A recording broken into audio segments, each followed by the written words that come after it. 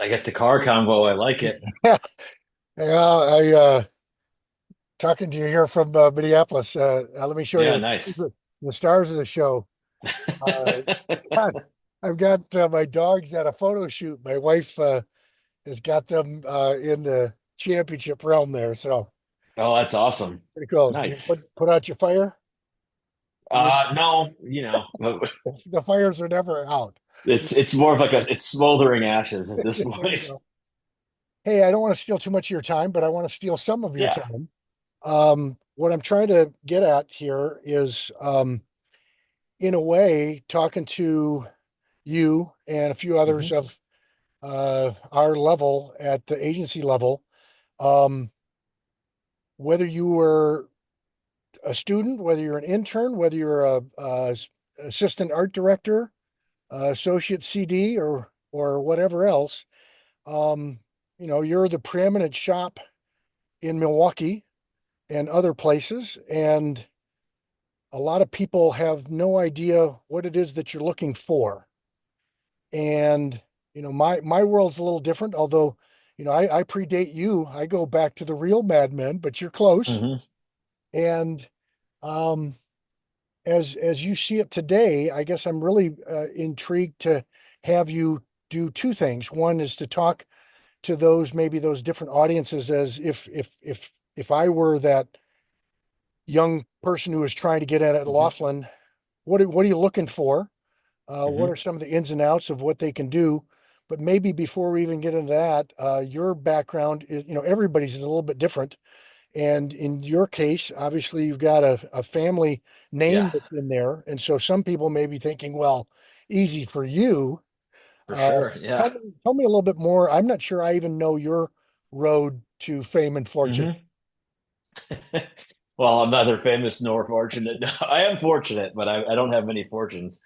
Yeah, I mean, so just starting out with the background, I guess I can Yeah, go yeah, there, yeah. and then yeah. So it's one of those things where, like, the story I like to tell is it's like when you grow up surrounded by something, it's very much a nature versus nurture Yeah. kind of discussion where it's like, I mean, our family dynamic growing up was my dad would be home, which was surprising given the industry, as you Yeah. know, Yeah. There's a that lot he of actually was there's a home lot of and late not nights drunk in this when he showed industry. up. Yeah, so he'd come home, we'd have dinner, every night at the table. And I mean, it's just like we would literally talk about ads while sitting around. Like, I have vivid memories of sitting at the dinner table and my dad would be like, "Oh, we're pitching Alka-Seltzer." And I would know what pitching means and I would know what Alka-Seltzer is as like a 5-year-old or Would he whatever. Or practice his like, dog and pony on you?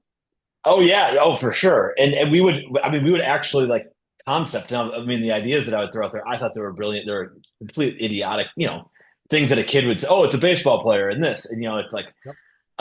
so we would have these kinds of conversations about work and what he was doing. So we were always around it, and I think I would go, we would go to like a radio record session, and you kind of see all this stuff. So it's really like magical to you, but still wasn't really sure what I wanted to do as I was growing up. But it was just always there, liked Sure. creativity, Did you come liked, did you come down to Laughlin Constable often to the office? oh yeah, all the time. So, Yeah. so I would see, like, I And were mean, you on shoots? I had seen shoots and my brother would go to shoots and so like not a lot. Like, I Yeah. think my brother got to go, I think he went out to LA for a shoot once, which is like, whoa, really cool. Are you the baby? Um, yeah. Yeah. Yeah, so I Okay. got the table scraps. I got to go to radio record sessions in Milwaukee. He got to go to shoots in Sure. LA. But we would, it was just kind of part of our life. So I didn't really think anything of it. It was just like, Sure. oh, this is what he does. It's kind of cool. And then then I kind of started to, the creativity bug kind of was always there for me, and I would do the way I would phrase it is I would creative my way out of actual homework, where it's like the teacher would give us an assignment and say, I want you to do an essay on Huckleberry Finn, and then I would be like, okay, and then I'd write a song about it and then hand that in Sure. because it was more fun. And then the teachers would always be like, "Oh, this is amazing! I can't believe you did this." And it's like, well, I just did the easy thing, I thought. So that at that point, I kind of started to realize, like, okay, maybe I have a little knack for creativity. Then when I was in college, studied business and marketing, at the time I went to SMU down in Dallas. It's not top 10 in the country in football, if you can believe it. But At the so time when I you was went down down there, there, were they on probation when you were down they there? were out of probation, but like the remnants were very much there. It Double was, I mean, they double were secret terrible. probation. Yeah, Yeah, we were on double secret. So, I was taking marketing classes. The stuff that was more advertising related was way more interesting to me. I minored in English. The ad program was full of they didn't really have much of an advertising program quite yet. It was starting out. Now they got a great program. Um, Program was starting out. I just studied English just to kind of do creative writing and focus on that on the side with the business thing. And then oddly enough, it was an elective that kind of got me like really into doing creative stuff, which is like a Greek literature class where again, I took what I thought was the easy way out of right. homework, wrote a story, and the teacher's like, "This is incredible. You should be a writer." And I'm like, "Okay." So at that moment, then you kind of go to the benefit of growing up in the business where you have access to people. So I, Sure. asked my dad like, "Hey, who do you know?" Or like, he was also like, "You need to know the agencies. If you want to do this, you need to know the good agencies." Right. If you were a GM of the Packers, you would need to know every other player on every other team. I did the It's the same same thing. thing. I didn't know squat. I mean, your Yeah. story is very similar. In a sidelight, my dad was a college football coach, so I'm around sports and all that stuff and the university and all those things. And I'm the baby and older brothers who are star athletes. And so it seemed logical to become the coach and to do that Mhm. kind of stuff. But I was also the drawer, the artist guy. Yeah. And I didn't know the first thing about it. And when I finally got involved and did an internship and that kind of thing, one of the first things I did is I need to know who the cool trading cards are, who the baseball cards are. Yeah. So, I remember looking up, it's like, how much could a creative director make? You know, at the Hmm. time, I want to say the sports stars are making 1 million, 2 million, 5 million, maybe Yeah. max. And it's like I forget whether it's Jay Chiat or somebody was making 800 grand. I'm like, okay, we're in the right Yeah. camp. And so I'm writing down all the names and BBDO and Leo Burnett and just, doing a deep dive. So, it's cool that it's sort of intrinsically with the family, Yeah. you've known some of that, but you're and young people should know. They should know who the players are. They should know who Babe Ruth is, right? Exactly. Exactly. Yeah. You got to know the exactly because it's like whenever I talk to college classes, it's like I Do they make know Bill sure that they know Bernbach? 1984. Yeah, Yeah. exactly. But it's like you got to know the 1984 spot. You got to know like there's a Yeah. couple in my like bag of That tricks changed that it's that like that okay, spot literally changed my life. I'm sure it changed a whole bunch of other people's lives. yeah, But it was like, oh hell, I want to do that. You know? exactly, totally. Yeah, it's amazing. It's like what you can sell things by doing that. Yeah. Um, Yeah, so so it's like those are the kind of things. So I didn't really start geeking out on advertising until after college because I talked to a guy from the 4As. One of my classes was like talk to somebody in an industry you want to work in. So I called a guy that worked at the 4As and just said, "Hey, I'm thinking about getting into advertising. What kind of advice do you have?" And then I had to give a speech about the advice, and he had some great. He's like he was the one that was like, you got to go to portfolio school. And I'm like, well, my dad said I should go be an account person and then work my way into creative. He's like, Okay. you should not do that. I will call your dad and tell him it's a horrible idea. Like, Well, it's like, if you don't want to do give account me give services, me a don't quick do it. let me cut you off for a second. What's your dad's background? I don't know. His name's on Creative. the door. Yeah, correct. Was So he an he art started out director with or did he come writer. up from So copy? Constable was the art director and Okay. he's the So copywriter. he was the copy guy. So Yeah. you fell into his same path, at least at that stage of the Yeah. game. And I was never really good at like, I mean, obviously with what I do now, and I think any good creative should be able to switch, like the best art directors I've worked with could write killer Yep. headlines. And, Yep. usually I know a partner I used to work with a lot, I would kind of come up with a visual first. He would have some line ideas first, and then we'd switch, and then he'd Right. actually make it good, and I'd actually make the words better. Yep. Um, so yeah, so my dad came up on the copy side. He was a copywriter. I didn't really even think I don't really think I truly understood what that meant. And then, yeah, after talking to the guy from the 4As, he had some really, really great advice. And he was like, go to portfolio schools were really, really big, Yep. especially back Was then. Richard's group strong when you were down in Texas? They were. So I tried to get an internship there. Again, this is like the benefits of being, like Yep. I definitely, I will Hey, fully I'm admit Pat that, like, Laughlin. You do know my dad. well, it was, I mean, it wasn't quite to that level, but it was like, my dad's like, oh, call, I think it was Clay Schiller or Sheldon Rush, one of those Yeah. names. And I think, was it Clay? Anyway, whatever the case, it was, my dad's like, call this guy. He's down there, talk to him because he used to work at the agency. So it's Yeah. like, which kind of connected with one of the pieces of advice the 4A's guy said, which was don't shit where you eat. And I'm like, I don't know what you're talking. What does that mean? He's like, it's a small world, and what you say, it's like people find out. Just it basically be good to everybody. And so I called this guy at the Richards group. I was like, hey, I'm Pat Laughlin, and he's like, oh, no way.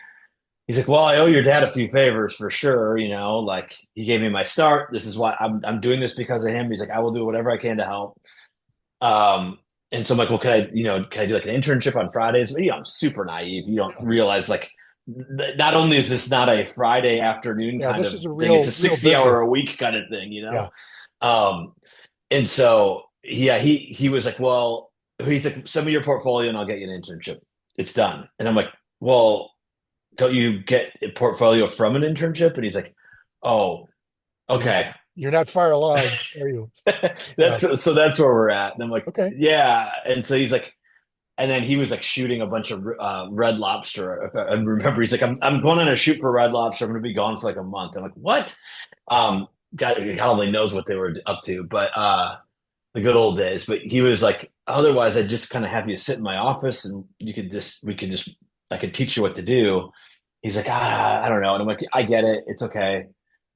So I backed off that, and at that point, I think I already knew like I have to go to portfolio school. Okay. This is the So you deal. did. So then I went up to Minneapolis and went to portfolio school up there. Okay. So Okay. I went to Brainco, and that's when like the What nerd. year, what It years? would have been '02 to '05 Okay. ish. Oh So two to '04. It I was like two left and a half years. Minneapolis in 93. So Yeah. Okay. Yeah. what was neat for me is I was uh the youngest creative director in the city when the city was exploding.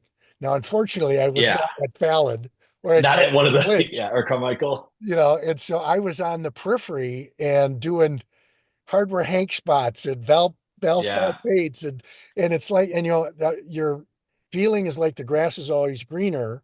And the funny thing was when and I seriously I was so hell bent on I got to ride this crest. I got to go with it.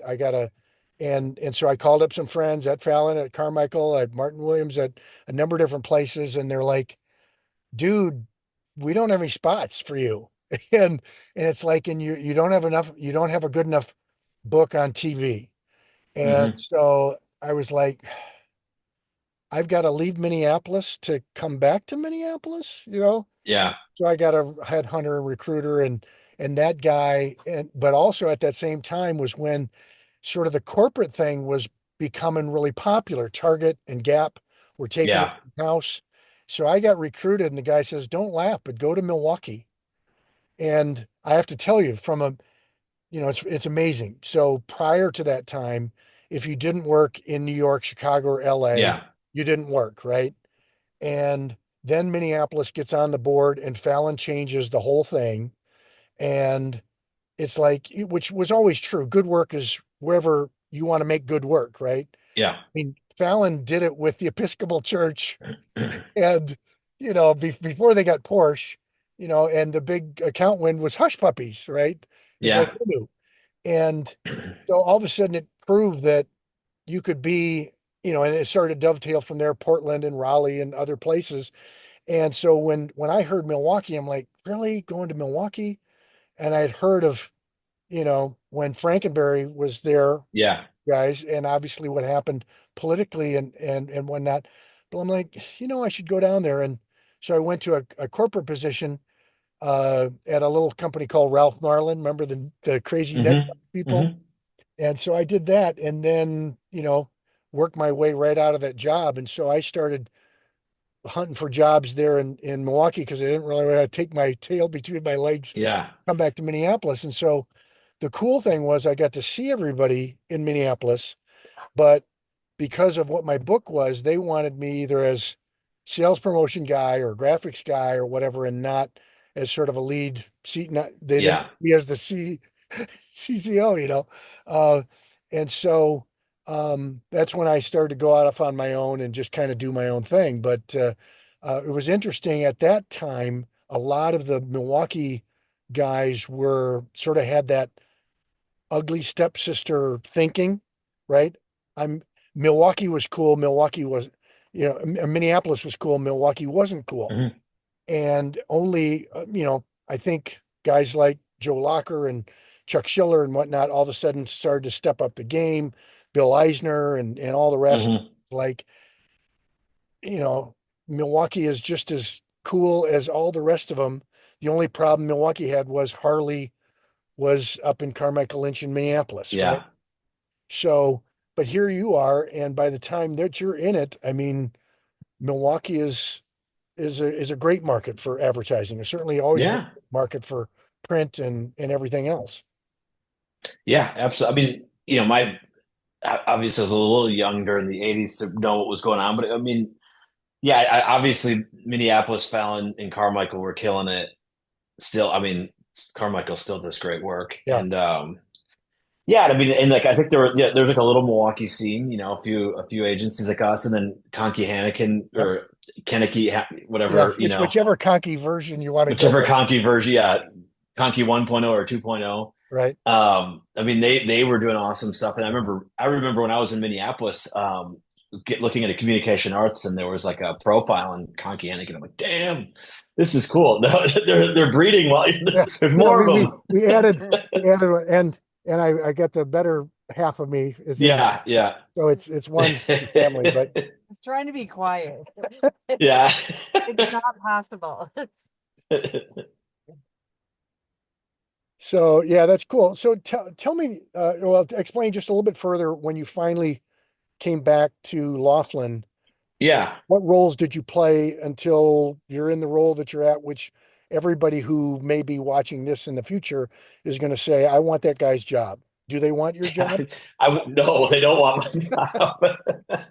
I would yeah, I think that's that's one of those things that when you start something, it's kind of like even if you're like the greatest players, like Michael Jordan doesn't necessarily mean he's going to be a great coach. Yeah. So it is different skill sets, as I'm sure you know too, Mike, as you've progressed. But when I started off after I had a portfolio. I remember again, the benefit of having access to people in the business. I showed it at some shops in New York, visiting a friend. I think I showed it at Gray, but real casually before it was like done. I was really precious with the work. Talked to a creative director. She liked a lot of the stuff, but I wasn't even finished with school yet, and I knew I needed a little more time in the oven. But that was helpful advice. When I felt like I had a really good book and I was ready to actually go out there, I had a hit list of agencies that I was looking for. But I think it was like over winter break or spring break or something.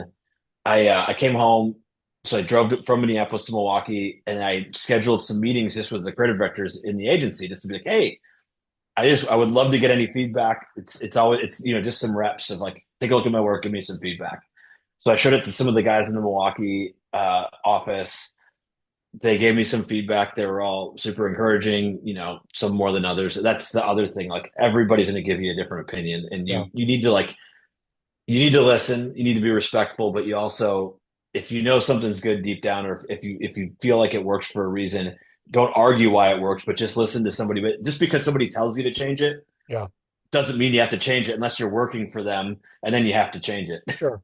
Sure. But Because of your it, background with your dad, though, I mean, obviously you shopped it around, you had some people take a look at it, but do you think at that time you had the right sense of this is good and this is Drek? yes, I did. Yeah, I think I knew that I had good work. I just wasn't like, I mean, some people.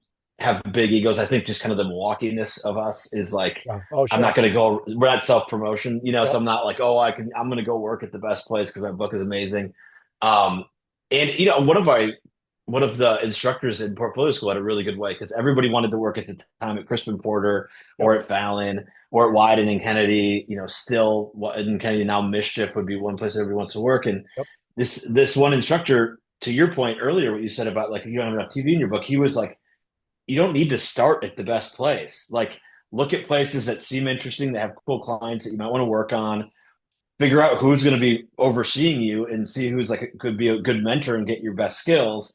Go there. Once you start then to get a professional book, you'll realize like I might want some more TV. Well, who does good TV? Let me try to get in there however I can. Like, Yeah. how do I find connections there? Or, at the time he was like, who does great print? Oh, Carmichael. I need to go work there to get that in my book. So you can be strategic with how you look at these things too. Where you start doesn't necessarily mean it's where you're going to end. Sure.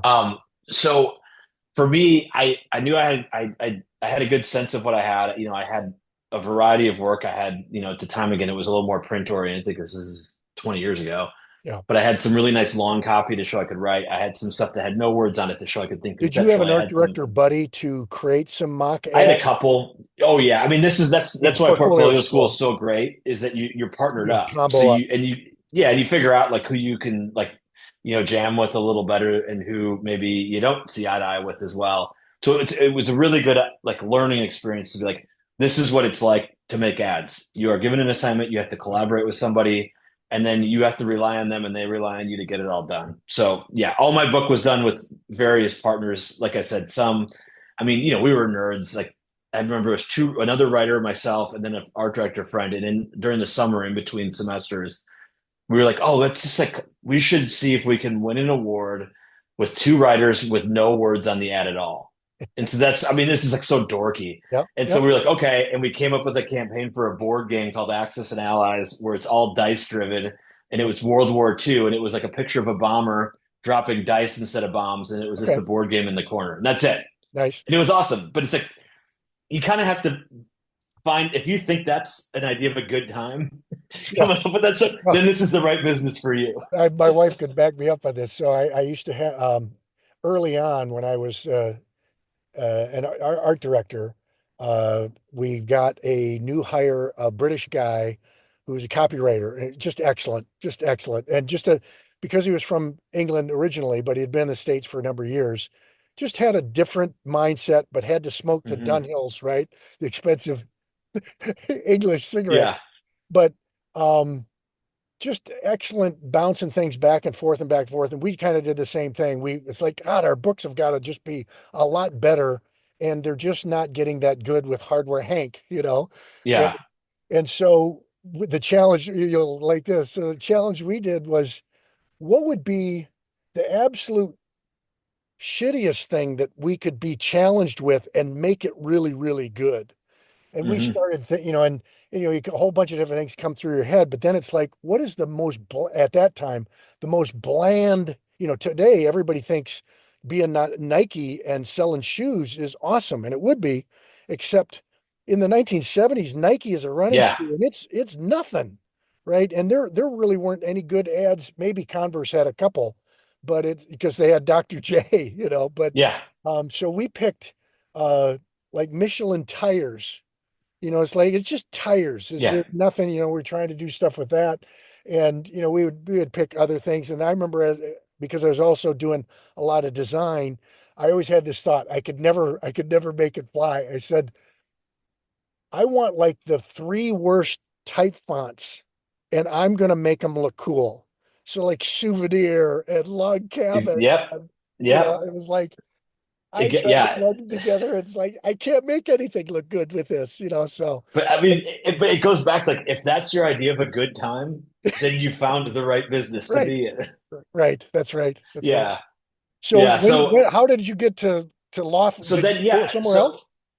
no, so I had every intention to. The last place in the world I wanted to work was at Yeah. the agency. I mean, I could like there's a is as much as I know I was like fortunate to like have access ways and pathways. Yeah. There is no hell like having your father as your creative director. I went and It played is, football for my father. It was the it's the last same place deal. It's, I yeah, wanted to go. I'm going to go to Hawaii, UCLA, someplace else. And then the thought, maybe yours was like a little earworm when those opportunities didn't arrive the way that I had hoped that they would. All of a sudden it was like, well, maybe it'd be, maybe it'd be cool for him, for me to play for him. Maybe it'd be cool for me. And if it doesn't work out, then I'll just transfer. Right. yeah. Do you feel the same way with your dad? Oh, yeah, very much. I mean, so I had no intention to work at the agency, and then I wanted to live in Chicago. That was one of the cities I was like, so I was thinking like Leo Burnett, something like Yep. that. Yep. And we had a really small, at the time, the Chicago office was small. It's like 12 people or something.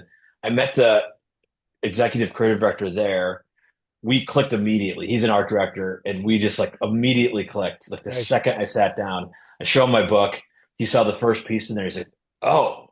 So he thought I mean, he tells this story where he's like, I was like, I got to meet with this guy, and it's his kid. Oh Right. shit, this is, I don't, how am I supposed to navigate this? Right. And then the first, I mean, he's like, literally, I opened your book, and the first thing I saw was like, oh shit. You jumped So it went over the from oh bar. shit to oh shit. Nice. Nice. Um, and so we clicked. They were in the middle of a pitch, and he was struggling. The writer, I don't know if it was like the writer, but like they couldn't crack the code. It was for Time Out Chicago magazine. They were trying to figure out like a line or something.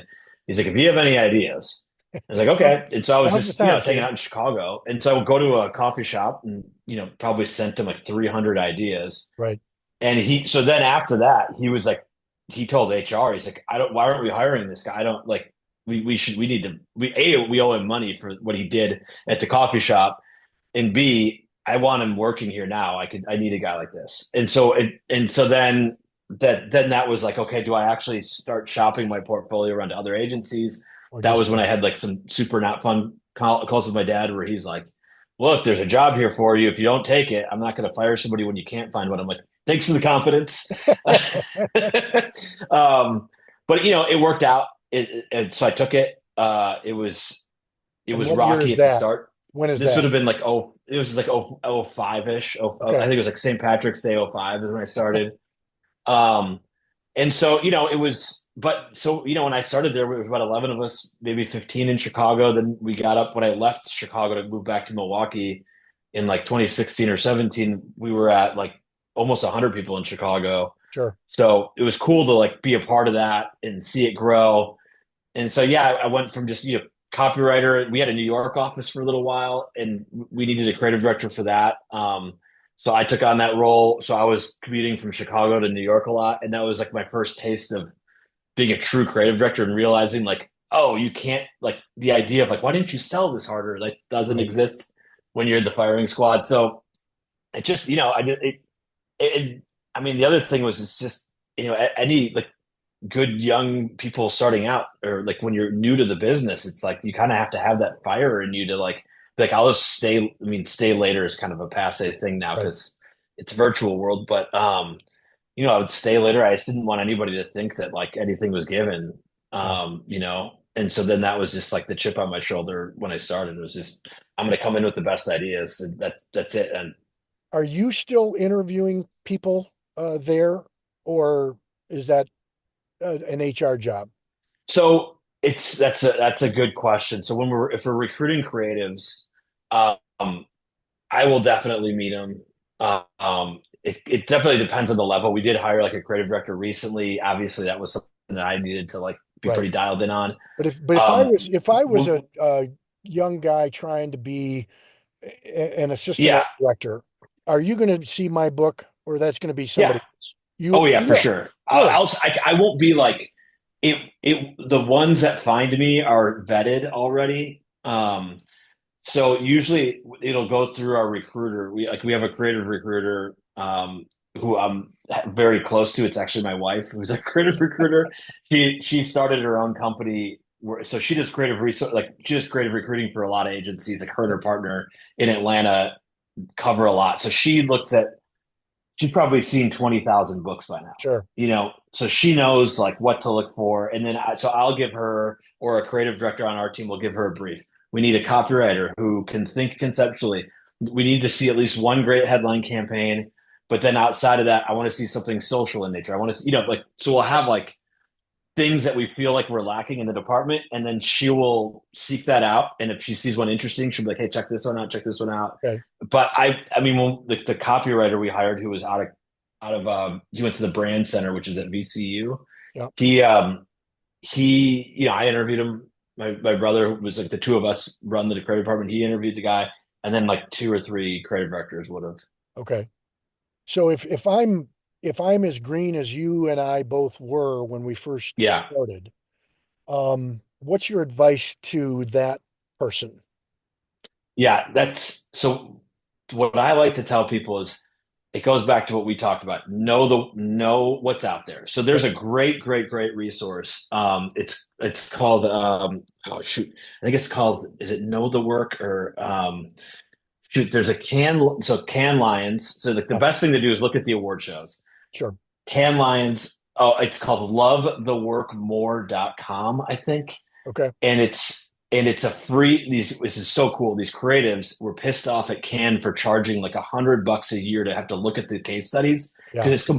it's totally bogus. And they're like, we're students, or we're like Right. starting out creatives who need to know this stuff to get better at their career, and they don't make a lot of money. And you want us to pay a couple $100. So they figured out a way to find all of the winning Nice. case studies online, and then they put it onto a free website. Perfect. My So my that, my answer was to go through all the CA annuals and line right. by line figure out, okay, art director, agency, copywriter, CD, production company. I would write them down. I mean, seriously, it was like I was making It's the best way to do trading it. cards. And so that's how you know what agencies are doing cool stuff. So it's like CA, One Show, Can, you see those things, and then you can go on like LinkedIn and Yep. find the people. And if you find the copywriter or art director, Yeah. sometimes the creative director, chief creative officer, is probably a little bit tougher, just because it's like a busy, especially at like a big agency. But like you'll be surprised how many people will respond. Right. And so I think that's that a I good way to think do it. that's the Like, biggest thing for the young. I mean, I think you want to do your homework, as you said, yeah, right? I want to know the game. I want to at least be able to talk the game, and so that if you give me advice, I can do something with it, as opposed to, yeah, oh, that's really cool, and be a complete moron, right? But to me, I've been pleasantly surprised at how many. I mean, for myself, it's like if somebody sent me a LinkedIn message or had enough resource to find, it's not hard to find my email address and send me yeah, something, I would send them back. And I can't, and I don't know if you do the same thing, but when I'd get one out of the blue, I would basically say, listen, I see a lot of books and a lot of websites, a lot of portfolio stuff, but what I want you to do is send me your three best pieces. Just send me PDFs of your three best pieces, hmm or give me a link to your site, and we'll go from there. yeah. And I can't tell you how many kids don't send me anything. It's that's the stuff. It's just like, if you're gonna ask me for my time, Right, make it worth it. right. Like use it. Like, I think I mean, and I would have been naive to this too when I was coming out of school, like especially like in college. But it's like the amount of busy, like how busy we are, is Yeah, off the charts. At the same time, we love talking to people, so it's like it's not a nuisance, but it's also like, don't don't waste my time. like yeah, if somebody's going to give you their time, have some really good questions. Like Yeah, the smartest thing you can do is, if you reach out to like an art director or a copywriter, find something on their portfolio and go, oh, I really love the work. Like, right. oh, Mike, I saw your Michelin ad, Yeah. so cool, can you tell me how you came up with it? And then you're going to get like them going on, and they're going to I like you. I would spend an hour or two thinking up like the three best questions that I could ask at the next Minneapolis Art Director Copywriters Club, meeting. And, at that time it was super popular. So they would, they'd get like 100 people, 200 people sometimes in there. So I wanted to be able to raise my hand. And I remember, um, who was it? I don't know. So, Wyden came to, I think, Kennedy came to town. And so I think and this is how young and dumb I was, but it's like, I remember asking him, got the chance to ask him in front of everybody. It's like, you want to ask the Monty Python question, right? Or come up with a duck, and everybody goes, "Ooh, who are you?" Or so wise are the ways of science, right? Yeah. And so I think I asked him, "Hey, what's it like to have the opportunity to work on a Nike ad? What's it really like?" We all kind of ooh and ah. And he said, "You know what? It's as good as you think it is. It's like they give you the money and the time, and their expectation is higher than your own." And it was like, man, wouldn't that be the client to work for? Right. And Yeah. now I got to go back to my hardware Hank and see what I Yeah. can I know. It's sell. like, yeah. I mean, that's that expectation thing is a pretty cool way to think of it too. Cause I mean, I've got one of those right now that we're trying to finish up for, like, we're doing a campaign for Masterlock, and the clients You still have expectations of the those? work are Have, higher. have Yeah. you still have Master Lock? Yes. But it's we've had them for like 20 some odd I years know, it's or amazing. 20 years, but we've never done a brand campaign for them. It's always been like digital, like, website building or like, web maintenance. But people They're a still great remember client. the bullet through the lock. Well, that was CK that did Oh, that was one it? all those years. Yeah. So like we've had them for a long time, but we haven't done iconic work for them. And we have one, we did come up with a 15-second spot that is, I feel like, it's up there with the gun, I think. Okay. It involves a gun too. So There you go. but it's not shooting a lock, it's for a gun safe. But it's like Yeah. that one, I'm like, this is gonna really blow people's hair back a little bit because it's just like really simple and powerful. But that's like a client that has expectations that are, as high as your own. And I think that's like a key thing too when you're looking for jobs. If you really care about this and you want to, like, I mean, you can do it for a living and not care about it and just do okay work because there's a lot of really bad ads out there. But if you really care about it, it can be so rewarding. Right. And but you need to find then the people, the creative directors or whomever, that you get the sense like they're going to make you feel uncomfortable from a sense of like they want to get as much out of you as possible in a Sure. good way. Like they'll Sure. push you to be your best, and it's like a sport, Right. right? It's Right. like you don't know what's in you until somebody like you can't. It's very few people can bring it out of themselves. You really need It's somebody else. I work now on the solopreneur consultancy side of things, and probably the hardest thing that I have to deal with is I am my own hardest judge, and I don't know that I'm hard enough, right? Yeah, Where it's it, I used to have, and I have to say, I mean, I used to have the slogan taped above my door, "Good enough is not good enough." I think I yeah, stole that, yeah. I forget from whom.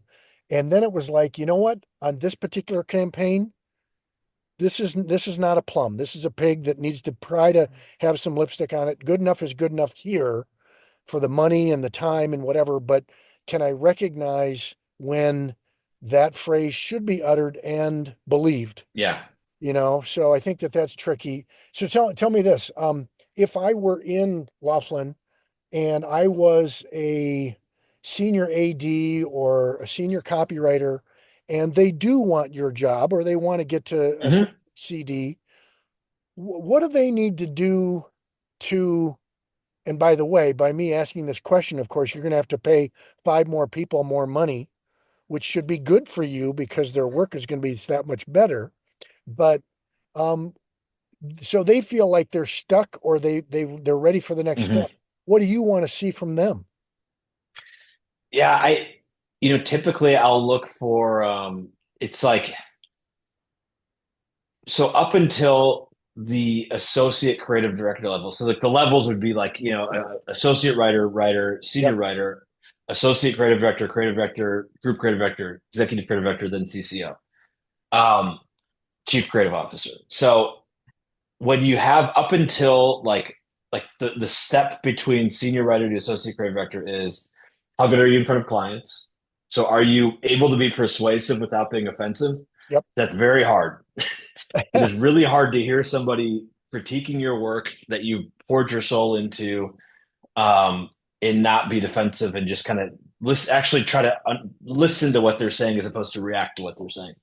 So that's one of those things of like the next step. You have to.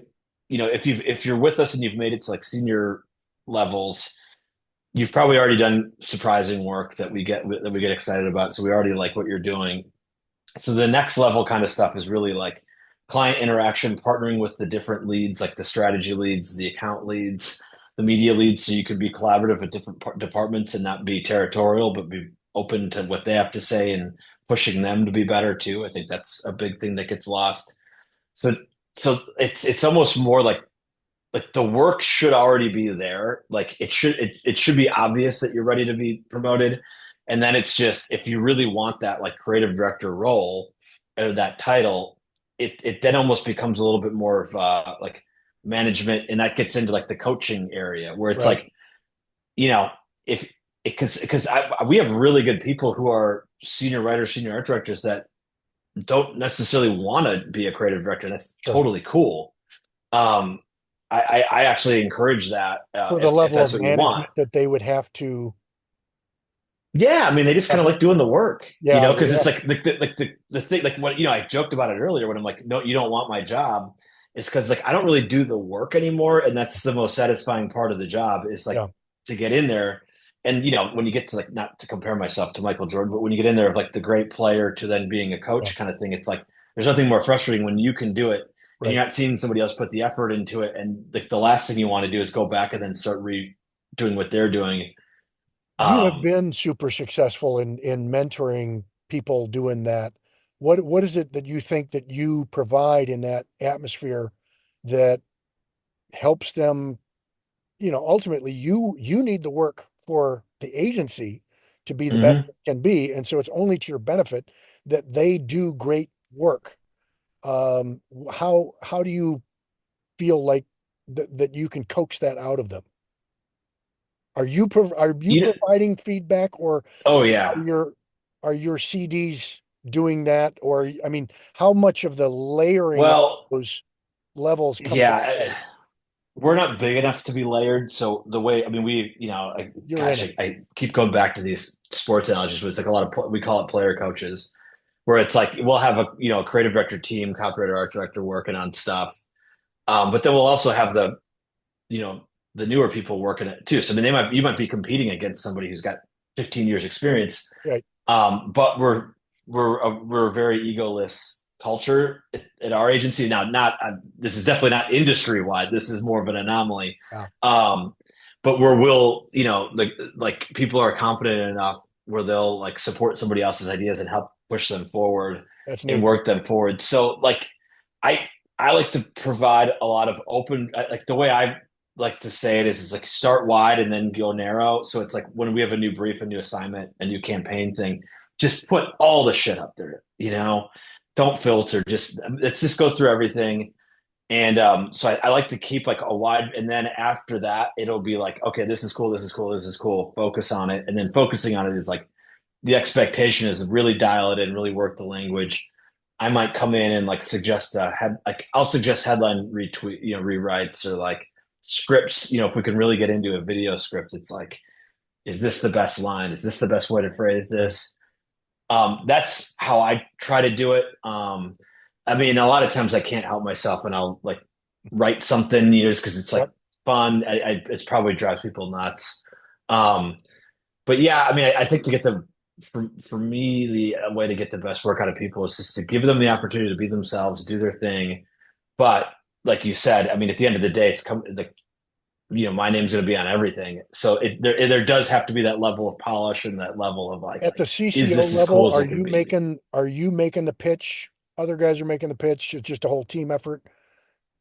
Yeah, it's usually it's more me than I would probably prefer it to be at times. Like, I mean, again, we're unique where it's like two siblings that oversee the department. So we do Right. have like, we'll separate the clients out a little bit. So I probably have like operate more like, a CCO, but also with a little bit of like a creative director, like working with the state of Wisconsin. Again, it's like Right. I'll be in probably more meetings when we're doing new business. I'm usually in the pitch like 99% of the time. If there's creative, I'll be in there showing the work. Might bring a creative director with me depending on the needs Right. and like how many are in the room. When it comes down to the client level, I like once we have the account and we're showing new work, um, depending on what the project is and the scope of it, I might be in there. You know, if it's a new campaign, I'll definitely be in there. Sure. Because you don't want the client to think that you don't care. But I also really like letting the creative leads Yeah. be the face of the work. You want them to be attached to it, and and have also the client understand like, oh, that's my person.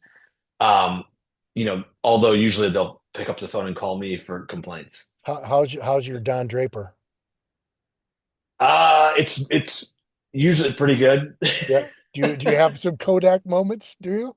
I did, yeah. The most recent, I mean, new business it's a whole different animal. Yeah. And we pitched the Bronx Zoo about a month ago, and that was very very Don Draper work to the point where I took my family out to the zoo because I'd never been there, and that they asked us to pitch it. Yep.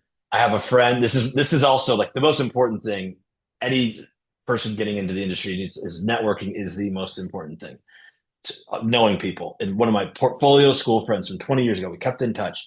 He worked a lot of cool agencies. He's trying to get into directing now. He's an art director by trade, wants to direct. And he lives in New HR York. And director it's does like, not want to do that. I know. It's like what copywriter doesn't want to write TV scripts Right. or like, movies. But he's like, I called my friend and I was like, hey, we have an opportunity to pitch the Bronx Zoo. I want to make a video. I don't know what I'm going to do with it yet. Are you around this weekend? And I'll pay you a couple bucks. And can you shoot my family while we're there? So we did this whole like starting in his apartment in New York, getting on the train, taking the train to the Bronx, walking through the zoo video. Yeah. Didn't know what we were going to do with it, but I knew the footage was going to look cool. Decided after seeing the footage, wrote this whole long script thing with voiceover, had somebody read it, and I'm like, this is not right. This is too many words. And then remembered this a movie scene from Ferris Bueller's where he's at the museum. Yep. So sent that to the editor and I go, make this. And then I wrote wrote a couple of sayings, just very minimal copy that came up just to move it along. And so we used that as part of the pitch.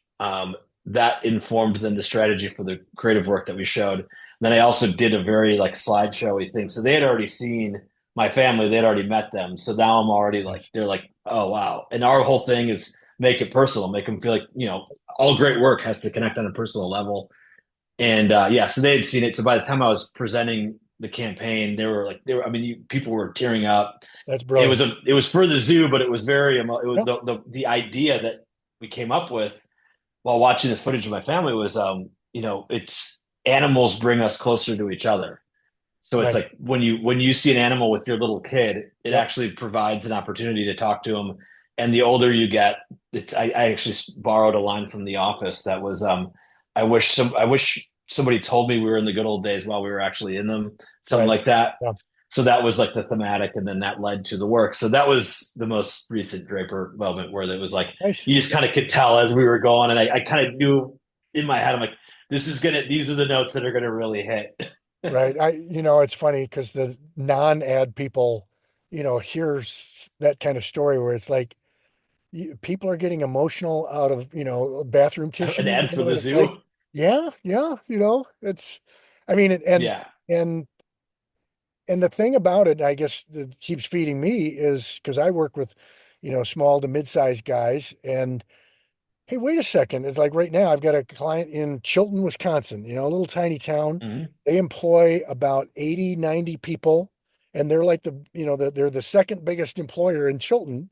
And hey, that's a lot of lives for them to put on the line. And so for me not to do my best work, to not treat it with the sincerity that they deserve is really selling them short, and they can tell the difference. Yeah. So, I mean, and you see brands today that we all admire, and it's like, well, how did they get that way? Well, it's not just the ad guys, but I'll tell you what, the ad guys have really set the tone, and oftentimes have, by crafting that line or at least coming up with the most simplified message that you can, that now everybody on the planet starts to think that Coke actually is it, whatever it is, Yeah. it Yeah. is. So kind of neat. Hey, I think I'll leave it at that. I really appreciate Great. you jumping in here. I may have to ask you to jump on again where I'm going to have more questions, but, and the Yeah, other all thing good. that I'm going to do is as this thing that I'm doing that you have no idea about, gets It's underway, very mysterious. I want to make, all the United Ad workers have got a free pass to come into Right. it for, Yeah. in essence, for life. And because it will be a subscription kind of thing, but right now I just want a Cool. bunch of bodies. So I think I'll be there next Wednesday and we'll just Cool. kind of go from there. Which Yeah. Awesome. that sounds like a good time. You got Dave coming in. I hope so. Yeah, it should be fun. I mean, the thing I'm going to be, I don't know if I told you this or not, but I'll be taking over like the ad workers at the Yeah. start of the year, which I don't know what I'm getting myself into. But the idea is to create a scene. That's like the vision that I want to kind of help push through. And I think we used to have one, Yep. and then the pandemic kind of nuked everything. And Yeah. so having events like this, I mean, it's the same thing with like students when you talk to them. It's like you just got to go to these things. I know it might be awkward and uncomfortable, and maybe you don't talk to anybody, but just go there, hear people talk, and But then you can I'm telling follow you, up. get off the And freaking wall, right? Just yeah, you got to get out. You got to get out and live life but and what is experience cool is things. now if they, I'm hoping that the community that I'm building here that will be national, probably be international, is okay. So here's Pat Laughlin, and I've at least seen that guy. I know what you look like. I know what you sound like, and you don't seem that scary to me, you know. Yeah, And could I come up to you and ask you a good question? Does it get somebody into looking at? Let's look at the Laughlin Constable website. I can see the work right. that you're doing. I think this ad is brilliant. I don't understand where you're going with this one, right? That would be risky. It'd Yeah, be that would be a bold choice, but whatever hey, the hell you were doing on that. I just don't get it. Tell me more, right? yeah, So, this is bad. Why is it so bad? you know, but and if a guy was ballsy enough to do it, it's like just to think about that. If he was, but you said, so why do you think it's bad? And he came back with probably the very stuff that your critics had already said, right? Yeah, or I know Right. why it's bad. You Because it's know like the we all weakness of know. it. And it's like, it still bugs me that we did, that we shot it that way. Hmm. Yeah, that would be Yep. neat. Yeah, you're hired. Yeah. Well. Yeah. Yeah. No, I mean that's how it works. I So mean, well, hopefully we'll have a hopefully Wednesday we'll have a good turnout. that'd We'll be good. see. But it should be fun and I'm yeah, going to come down, so we'll see how that cool. goes. And but again, thanks so much. Yeah, absolutely. All All right, right. get See back ya. to the fire. Put it out. Yeah, I know. All right, Bye. see ya.